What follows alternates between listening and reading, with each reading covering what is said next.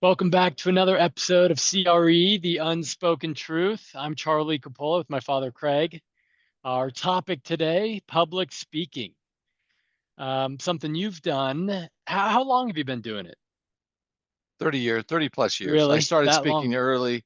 I remember 1987 or 1988. I was number one in the office division at Grubb and Ellis.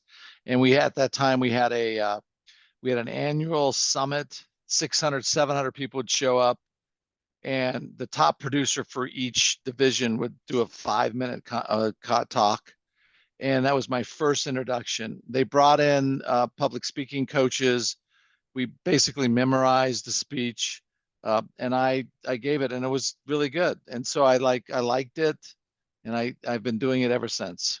Yeah, cool. So I didn't know that. So where else have you spoken? I mean, I know you're doing reps today. You're speaking at the Lee and Associates Summit. You're doing things for nonprofits and charity stuff. You're doing other commercial real estate organizations. What else have you done in your career? Well, I have 15 or 20 different talks that I do now. And so I'm all over the board from nonprofit. Like this week I was at Grand Canyon University talking to their Canyon Angels, which is their entrepreneur group. So I did that. So 2 weeks ago, I was at a ULI Young Leaders conversation where I did a different conversation. So on average, in the last 20 years, I do about 30 talks. So that's, somewhere Oh, um, 2 to 3 a month. So I'm talking quite a bit all the time, and I enjoy it. I think yeah. I'm okay at it. I'm okay at it. I was So gonna ask, do you get nervous no, ever? no, Never? Did you used no. to? Yeah, yeah, but Yeah, then now, I mean, I've done it for a long time. I did yeah. the keynote at the Lee Summit last year, and I think we had 800, 900 people there. I guess maybe I got a little nervous. I was doing some of the talks with Robert Kiyosaki when they were traveling around. They'd do the big conference, a couple thousand people. And so I got over that. So I've been doing it a long time, and I like it. And I like it. I'll Yeah. tell you why. I wrote this down, which is really good.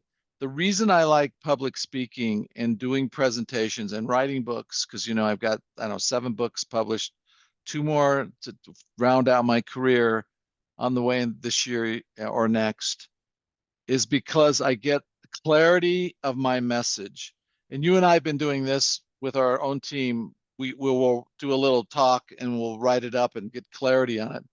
I have found for me that public speaking, writing books, writing blogs like C2 Voice or Lifeys gives me a lot of clarity on what I really believe in and what I don't believe in because I'm out there and I'm believing it. So I'll give you an example, a simple thing. Backing in car. I wrote a Lifeys years ago on backing in my car, and I back in my car everywhere I go, When you're and it parking, yeah. when I'm parking, and it's just something that I do. And so I back in my car, and so I'm like, why do I do that? What does it give me? It always gives me a feeling, and I feel good about it. And then when I leave, and I always do it. And so these little things that'll give you some clarity in your life. There's a lot of talks like grit or resilience that I do, or goal setting. So those are three that I do, um, and those help me kind of articulate why I think I'm gritty, why I think I have resilience, and why I'm a goal setter. Yeah. I've noticed we've done this podcast now for a couple of years, and um, in addition, we're writing our own blogs, our own content, and then kind of our own perspective on current events or topics or someone else's pieces of content. Doing a piece of content each week, and I do them all, and it takes me, I find the same thing. Helps me get clarity on what I believe and how to articulate it. And I've found I've become a better teacher because of it. I've become a better leader because I have clarity in my thoughts and perspectives on a lot of these topics. Yeah, this clarity is is a is a byproduct of speaking. Of course, you want the speaking to get your name out. You're talking to multiples of people so that you can actually start getting business from that. So that the idea is, hey, people see you. And I have this happen to me quite a bit. Hey, I saw you. or give me a call. We have this requirement. I heard you speak here. So that's nice that I get the business, but it's more the clarity for me that I did want to wake up, and because I run into a lot of young people who either have never thought about what they're saying, and this complete bullshit, that they don't have a reason why they feel a way or what they're doing. They just do it. And I didn't want that. I wanted to wake up as I got into my big years, and I wanted to know exactly why I was doing things. And so I did. And so I started talking. I wanted to be able to talk about the market, articulate the market. I wanted to be able to talk about who I was as a person, and I thought I was gritty. And so that made me think about what grit means and what it means to me. And so I did a talk on it, and so I still have it, and I update it. I update my talks, so Yeah. it's good. That was one of the things I wrote down is, and you alluded to this just now, you'll get a call, an inbound deal essentially. How else has it helped your business, public speaking? Well, you're out there, and so you are meeting people, and you get so you're, if you're a normal broker, you're making a cold call or canvas, you're in front of one person at a time. So Yeah. just having the exposure, and I think people will say, "Oh yeah, I know Craig," either via blog or they saw me speak or they heard someone who heard me speak. And so there's a lot of that goes around now that I've been doing it for a long period of time. And there is no immediate payoff on the speaking, but over a long period of time, if you're doing 30 talks a year for 30 years, 900 talks, maybe I hit 1,000 talks in my career. That's a lot of people that you're in front of, Yeah. and including on blogs now, even then this now on these podcasts, we have 1001 over at the C2 side. You and I have this one. So my biggest fear hasn't been that I've been underexposed. It's been I've been overexposed. Yeah. And so You're saying the same stuff over and over. am I? Yeah, I don't want to tell the same story. I know. So have you ever like completely bombed or had a horrible talk? Yeah, a lot of time. Well, I learned early on, like you'll show up with your deck and you can't get the audio Yeah. visual to work. Yeah. And then all of a sudden you're winging it. So we learned. So yeah, I've had some where I wasn't particularly great. I don't think I've had anywhere I got booed off the stage. Most people, I've done, I don't know, 50 where I got paid for them, where Mhm. companies were bringing me in to do it. It wasn't for the money. It was more was I good enough to get paid?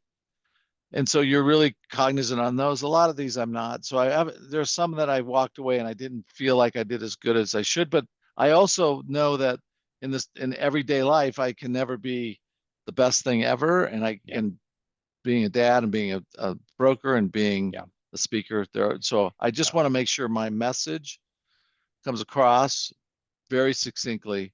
You and I just had a lunch with our teams there, and we had, I don't know, 25 people there.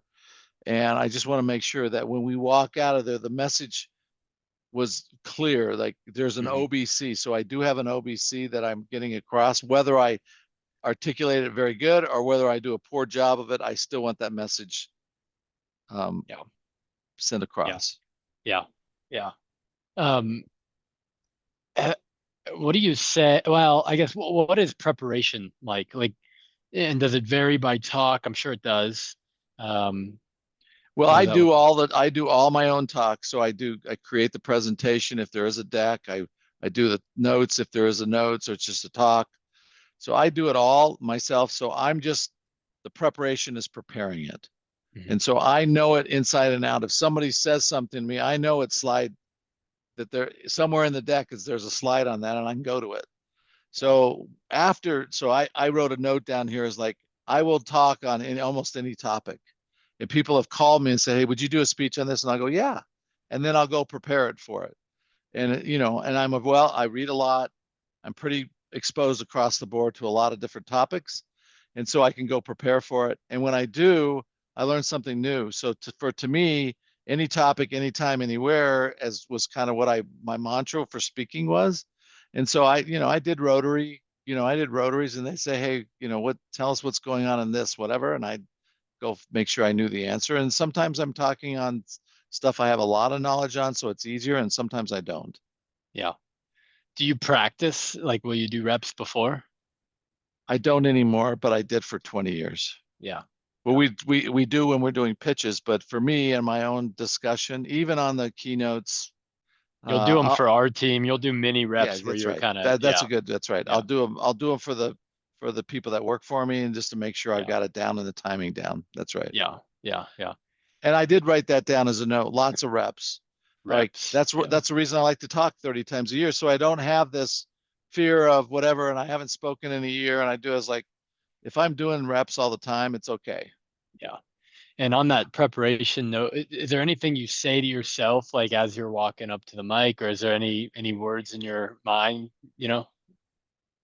No, I'm like focused on what's the message? The OBC. yeah, I'm always like, what are the three things I want to get across? yeah, yeah, Or I do have that. One of the things I did learn on early on, I had such good slides and really good information, but I wasn't getting the main topics yeah, out. And so they would get focused on some bullshit topic. And I mean, like, God, don't, this isn't, that slide's cool, but that's not really what I want to do. So sometimes I have to pull stuff out to make sure that the topic, the juicy stuff, and mhm, I spend a lot of time with Andrew on this too, because he'll want to put these things in our presentations. I'm like, that's not moving the needle. That doesn't tell people what we want them to hear about us. and it's almost because we talk about this on the sales side at our company. It's like it's almost a negative, even if it's a you think it's a good point. If it's not the main point and it takes the attention Something away. away from the main point, then it is serving more as a negative. And so we say OBC all the time, objective-based communication. It's what is the main objective or two or three that you want the audience to walk away from. We've written a blog on it. We talk about it all the time, and that's sales. That's how it's cool that you've said, hey, that's how I've transformed or improved Well, here. one of the reasons why I got out of doing demos for OneSource is, our sales guys were way better than I was. Yeah, I would kind of come in and do the broker thing and I could get by with it and I had a good closing ratio, but I wasn't selling the message.